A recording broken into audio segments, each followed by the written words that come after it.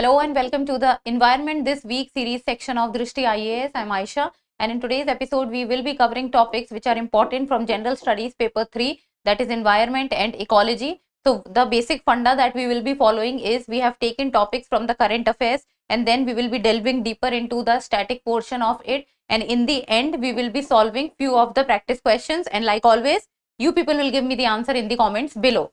So the topics that we have taken for today are, so the first would be atmospheric river, second is ESA biomass mission, and the third is the Gandhi Sagar wildlife sanctuary. So these are the three topics. So let us begin with the first topic, and that is the atmospheric river. As the word itself is telling little bit about it, first is atmosphere, second is river. So you can say that it is a river which flows in atmosphere, and that is why it is called atmospheric river. Now in atmosphere water will not flow. What will flow in atmosphere? That is air. So it is a narrow band of air which is moisture laden, and it flows in one path, one single path, that is known as atmospheric river, and that is how it looks like. So in atmosphere the moisture laden air flows in a direction, and that is known as atmospheric river. So let us see first of all why was in news. So in April 2025, a large part of the United States have experienced heavy rainfall, strong winds and severe storms, and one of the reasons for this has been given to the phenomena known as atmospheric river. Now what exactly is atmospheric river? So it is a narrow, when we say narrow, so you can say that the length is around 400 kilometers to 600 kilometers. Narrow, we say this because take this from the respect of the atmosphere. So it is narrow, fast moving band of moisture and wind in the atmosphere. It means the air or the wind which is full of moisture. So the wind which is full of moisture, fast moving wind in a particular direction, narrow in length or width, so that is known as atmospheric river. Often described as rivers in the sky, and these rivers carry a large amount of water vapor from tropical oceans to land. Now look at this picture. Now what happens is, now imagine this is atmosphere, this is atmosphere, and this is the atmospheric river full of moisture and water vapor. So these are few of the characteristics of it: narrow, full of water vapor and moisture, fast moving, moves in atmosphere. Now what are the features of the atmospheric river? So the width is around 400 to 600 kilometers. Length is, it can extend over 1600 kilometers, and then when they make landfall they can bring intense rainfall, cyclonic winds and heavy waves. So many a times the rainfall which occurs because of it can lead to floods also, if the quantity and the amount and the frequency of rainfall is high. Then they are a major source of rainfall but also poses risk like flooding, and if the flood chances will increase and rainfall will be more, then the chances of landslides will also increase, and property damage or the public property damage will also increase. Now how does the formation of atmospheric river takes place? So that is when large scale weather patterns, now when we say large scale weather patterns, take for example jet streams. Now what are jet streams? Jet streams when two different air masses of different temperature, like for example the air mass on the north has a very high temperature while the air mass on the south has a low temperature. So when two different air masses temperature, when they come in contact with each other, then the jet streams starts to flow. Now jet streams flows in upper atmosphere and it moves around the globe in a wavy pattern. So it moves around the globe in a wavy pattern. Now that is a jet stream. So the formation of atmospheric river has a lot to do with the jet stream. So how it happens is, when large scale weather patterns align to create narrow channels of intense moisture transport, then they usually originate over warm tropical oceans, and moisture is carried toward land by low level jet streams. Now what happens is, when the warm ocean, because it usually takes place, and formation usually takes place in the warm ocean. So when the warm ocean is there, then the formation of the low pressure zone will take place. Low pressure zone will take place. And when the low pressure zone will take place, then the obvious movement of air will take place. That is, the air will starts to move up. And when the air will starts to move up, when it will go up, then the formation of clouds will take place. And when the formation of clouds will take place, then the moisture from the atmosphere will also starts to go up. And this is how the moisture, when it starts to go up, moisture keeps on collecting, and the formation of cloud. So within the cloud also the moisture content increases. So that is how the atmospheric river also tend to form in the atmosphere. So the process is basically same. Warm ocean, low pressure zone will get created, evaporation will take place, with it the moisture from the atmosphere will also go up, and then the moisture laden air will be formed, and the movement of the jet stream. So with the movement of the jet stream, this wind, or the fast moving wind, and the speed also it receives from the jet stream. So as the movement of the jet stream takes place, the movement of the atmospheric river also takes place along the jet stream, and the strength of the jet stream also gives strength to the movement of the atmospheric river. So it is the jet stream which basically gives power and direction and strength to the atmospheric river to move or to flow in a particular direction. So this is how the formation takes place. So you usually have to remember the presence of the jet stream, warm tropical oceans, low pressure zone, and the large scale weather patterns, narrow channels, and moisture transport. So that is the key points in the formation of the atmospheric river. Now coming to why the atmospheric rivers are important. So that is, the atmospheric rivers contribute significantly to the annual rainfall. So even in places where the annual rainfall is less, so these atmospheric river can contribute in the rainfall of a region. And in the mid latitude regions, they can also cause extreme weather events. Now when the more rainfall will take place, that can lead to floods also. Floods can lead to landslides also. So this can lead to problematic situation for the public transport also, and the property damage also takes place. Example, a series of atmospheric rivers in December 2010 brought 11 to 25 inches of rain to parts of the United States.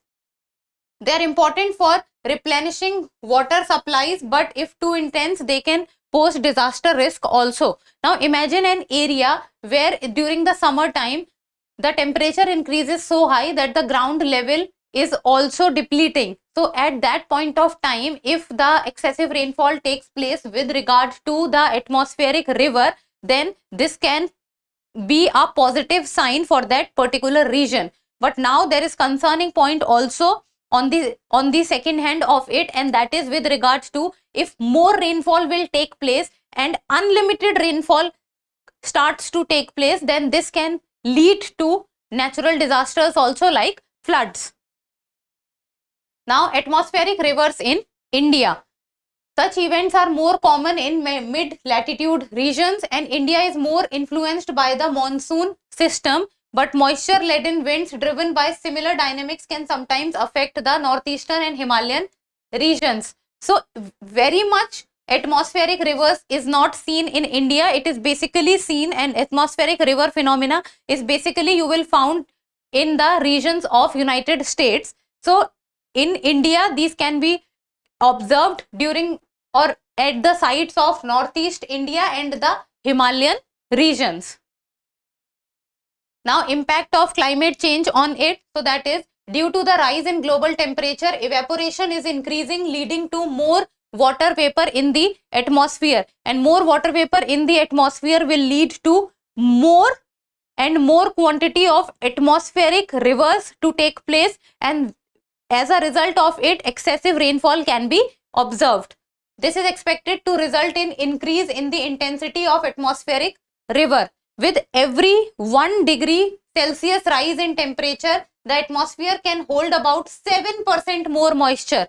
So if the temperature is increasing by 1 degree Celsius, the moisture content increases by 7%, which can make storms more severe, as the moisture provides strength, more and more strength to move forward to the extreme weather events like the earthquakes and also to the cyclones.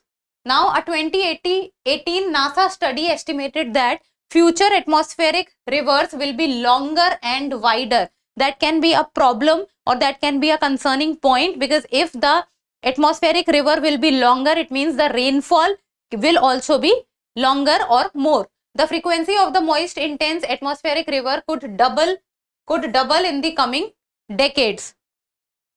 There is a greater chance of more frequent and severe floods worldwide. Then comes the second point and the second topic, and that is the ESA biomass mission. ESA stands for the European Space Agency. Now, ESA biomass mission is that the biomass mission is a major Earth observation initiative by the European Space Agency, and European Space Agency does not constitute single country from Europe. It is the countries of the European Union, you can say, are involved in it. That is the European Space Agency, and it is a major Earth observation initiative. It means basically the Earth observation of the Earth, the observation of the forest cover of the Earth or the green cover of the Earth will be done. Then the objective is to map the world's forest and provide the first global measurement of the forest biomass. So when the Earth observation will be done, the forest of the Earth will be observed, and how the green patch on the Earth looks like, and whether it is increasing or decreasing, and what is the biomass with related to it. So basically all the information regarded and related to the forest of the Earth will be done. Then its goal is to understand how forests are changing over time and to assess their role in the global carbon cycle. So when we talk about biomass mission, then we need to understand what biomass is. So biomass is the total quantity or weight of plants and animals in a particular area or volume. Now imagine we are talking about this much of area on Earth. So what is the quantity or weight of plants and animals in that particular area is what is known as biomass. Now let us talk about the biomass satellite. So the objective is to monitor forest biomass, access carbon storage, and track changes in the global forest ecosystem. So basically forest biomass, or the total quantity of the plants and animals in volume in that particular region. Then excess carbon storage. Now excess carbon storage means that how much are they working as the carbon sink. So the carbon sink process needs to be good. And track changes in the global forest ecosystem. The launch date for the ESA biomass mission is April 29, 2025. Then the launch vehicle is Vega C rocket from French Guiana, and the orbit type is Sun synchronous orbit at an altitude of around 666 kilometers, ensuring continuous light for observation. When we say Sun synchronous orbit, it means moving in an orbit from any place the movement of the sun looks similar. It means that it will be moving along the orbit of the sun. Then technology used is it is equipped with a 12-meter antenna, so that antenna can give signals to the satellites and the data can come back to the Earth. So the first satellite to use P-band synthetic aperture radar. Then a long wavelength radar that can penetrate dense forests. Then it allows for 3D imaging of forest from canopy to ground. From canopy to ground means if this is tree, so from canopy to the ground, full assessment will be done of the forest. Then what is the importance of this mission in global climate science and forest monitoring? So that is, forests are a significant carbon sink in the global carbon cycle. Now when we talk about carbon sink, it means that the place or the area that we are talking about, it must be able to take more carbon from the atmosphere than it is releasing, and that is why it is known as carbon sink, because the carbon absorption is more as compared to the carbon release. So the biggest carbon sinks in the world are oceans, soil and forest. Then comes the mission addresses important data gaps in forest biomass estimates, which limits the understanding of carbon balance in nature, effects of deforestation and climate change modeling. And all three will be understood and more data will be given when the information from the biomass mission will come onto the earth, and specifically with regard to the deforestation aspect. Then it will help accurately determine how much carbon has been stored or destroyed due to human activities, because if the observation will be done, earth observation will be done, then the exact data and the pictures will come, which will show that what are the impacts of human activities are having on the forest. Now what do you mean by biomass? So it is basically, biomass refers to the total mass of living organisms in a given area, typically expressed in dry weight. So total mass of living organism, it means total mass of plants and animals living in a particular area, and that is given as the dry weight, and that is known as biomass. So in forest this includes, so biomass in forest includes trees, shrubs, roots and organic matter. So difference between terrestrial and underground biomass. So terrestrial biomass is basically the biomass which is above the ground, like for examples the shrubs, the plants, the trees, and the underground biomass are the subterranean biomass, like for example roots, soil, organic matter. Now countries with the most biomass. So that is the countries with the vast typical forest, such as Brazil. One of the reason is the presence of the Amazon rainforest area, then the Democratic Republic of Congo, and then in Asia it is Indonesia. Indonesia have the largest forest biomass reserve. So the largest forest biomass reserve is Indonesia, Southeast Asian country. Now coming on to the third topic, and that is the last topic, and that is with regard to the Gandhi Sagar Wildlife Sanctuary. When we say Gandhi Sagar Wildlife Sanctuary, this was in news because of the cheetah project and the shifting of the cheetahs from the Kuno National Park to the Gandhi Sagar National Park. As the number of cheetahs are increasing, so our new habitat also needed where the cheetahs can be shifted, because the Kuno National Park, the area of the Kuno National Park now does not have sufficient space that it can accommodate more number of cheetahs. So the Cheetah Project Steering Committee has approved the relocation of some cheetahs from Kuno National Park to the Gandhi Sagar Wildlife Sanctuary. However, there are concerns that within the Gandhi Sagar Wildlife Sanctuary, whether sufficient prey population is present or not for the cheetahs to thrive. Then as per the initial plan, around 4 to 5 cheetahs will be released into an enclosed area. Then about the Cheetah Project Steering Committee. So this committee was formed by the National Tiger Conservation Authority in May 2023. And if we talk about the functions of the committees, then it looks into the reviewing and monitoring of the project Cheetah, and to provide advice and guidelines to the states that how the cheetahs needs to be handled. Now about the NTCA, that is the National Tiger Conservation Authority. So the National Tiger Conservation Authority is headed by or is chaired by the Minister of the MOEFCC, that is the Minister of Environment, Forest and Climate Change, and it is an agency of the Government of India under the Environment Ministry, responsible for the conservation of tigers and other large carnivores. And the project Cheetah and the Cheetah Steering Committee was established to assist in the monitoring and the policy making for the country's wildlife conservation programs, because Project Cheetah is one of the flagship projects of the Government of India, as the cheetah became extinct from India, and now after the cheetah became extinct in India during the times of 1952, now the cheetah again has been brought into India from the African continent and specifically from the countries Namibia and South Africa. Now about the Gandhi Sagar Wildlife Sanctuary. So Gandhi Sagar Wildlife Sanctuary, the location is, it is situated in the state of Madhya Pradesh and about 300 kilometers from Kuno. And if we talk about the ecosystem, then the ecosystem is dry deciduous forest, home to herbivores like chinkara, four-horned antelope, nilgai and chital. So these are the aspects which are considered that the prey population is present for the cheetahs to survive. And currently around 64 square kilometer area has been fenced and prepared. So the preparation is in full swing.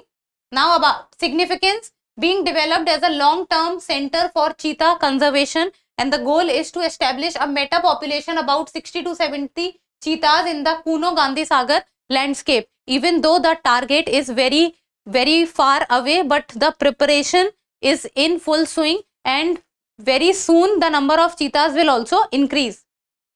Since no new batch of cheetahs has arrived from the African countries yet, some cheetahs from the Kuno are planned to be relocated in the Gandhi Sagar Wildlife Sanctuary.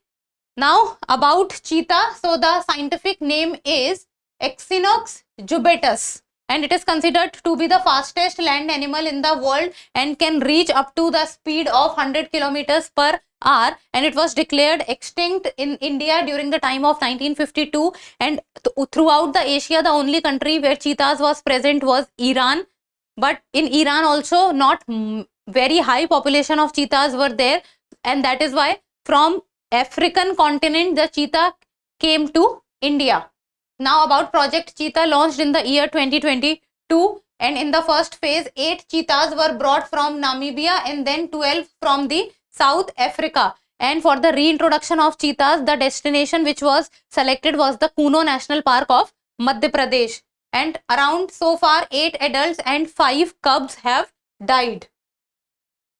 So this was about the 3 news that we have covered from the environment perspective, and now we will be solving questions, practice questions from it, and like always you people will give me the answer in the comments below. So just type in the comment section 1, 2, 3 and the answers in front of it. First, what is an atmospheric river? A river flowing inside the earth, a narrow fast flow of moisture and wind in the sky, a type of geological fault, or fourth, a cyclone formed in the atmosphere. Question number 2, which Indian state has the highest forest biomass? That is Kerala, Uttarakhand, Madhya Pradesh or Gujarat. Third is, recently cheetahs have been approved for relocation from Kuno National Park to which sanctuary or national park?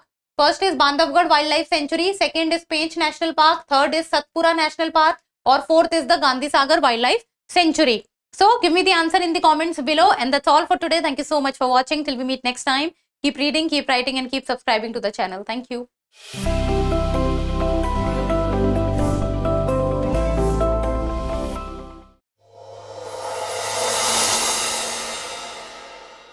For more informative content, like, share and subscribe, and do not forget to press the bell icon to get the notifications.